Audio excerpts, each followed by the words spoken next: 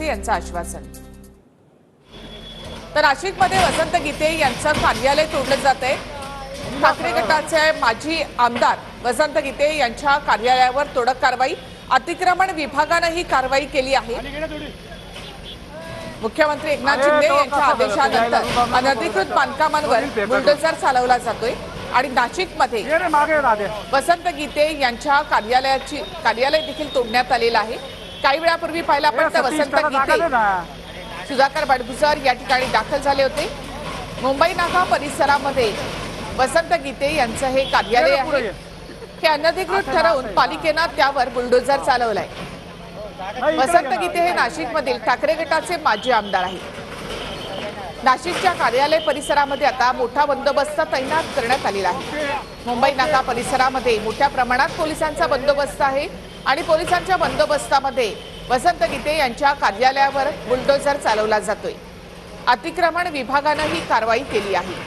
थेट माहितीसाठी जाऊयात आमचे प्रतिनिधी चंदन पुजाधिकारी यांच्याकडे। चंदन,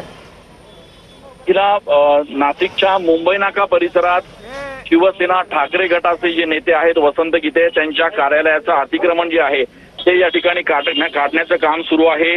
जेसीबीच्या माध्यमातून हे कार्यालय जे आहे ते या ठिकाणी जमीनदोस्त करण्यात येत आहे। खरं तर पोलिसांचा तगडा बंदोबस्त या संपूर्ण परिसरात लागलेला आहे।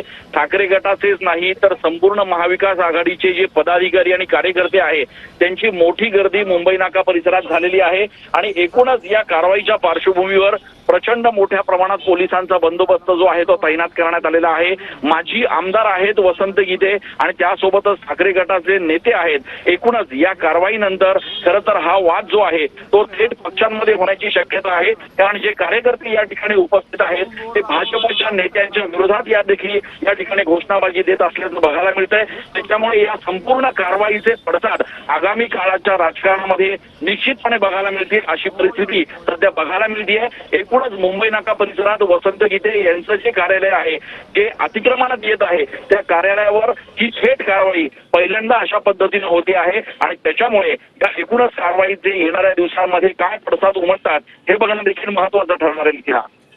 चंदन, त्याचबरोबर वसंत गीते आणि सुधाकर बडगुजर गेल्या काही वेळापासून या कार्यालयामध्ये येऊन बसलेले होते, आताही ते तिथेच आहेत का आणि ही जी कारवाई केली जाते त्या संदर्भात काय माहिती?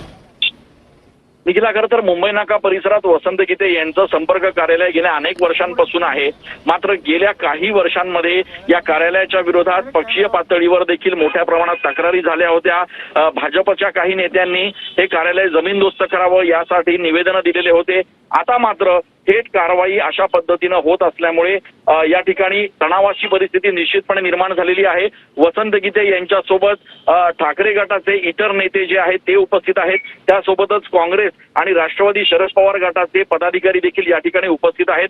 खरं तर वसंत गीते यांचं म्हणणं आहे की महापालिकेनं त्यांना मुदत देणं अपेक्षित आहे, न्यायप्रविष्ट संपूर्ण विषय आहे आणि त्याच्यामुळे अशा पद्धतीनं कोणाच्या तरी सांगण्यावरून राजकीय हेतू मनात ठेवून ही कारवाई होत असल्याचा त्यांनी आरोप केलेला आहे आणि त्याच्यामुळे या सगळ्या कारवाईमध्ये पोलिसांचा देखील मोठा बंदोबस्त जो आहे तो आपल्याला या ठिकाणी बघायला मिळतोय। अर्थात ही कारवाई एकीकडे सुरू असताना देखील दुसरीकडे मुंबई नाका परिसरामध्ये मोठ्या प्रमाणात वाहतूक कोंडी देखील आपल्याला बघायला मिळते, कारण निम्म्याच्या वर पोलीस प्रशासनाचे जे कर्मचारी अधिकारी आहेत ते या ठिकाणी या संपूर्ण बंदोबस्तात आहेत आणि त्यामुळे आता या कारवाईमुळे नेमके काय पुढच्या येणाऱ्या काळामध्ये त्याच्या प्रतिक्रिया उमटतात हे बघणं देखील महत्त्वाचं असणार आहे। निखिला, धन्यवाद चंदन। एकूणच माहितीबद्दल। तर ठाकरे गटाच्या कार्यालयावर या ठिकाणी हातोडा पडण्यात आलाय। गीतेंच्या कार्यालयावर अतिक्रमण विभागानं बुलडोझर चालवलंय।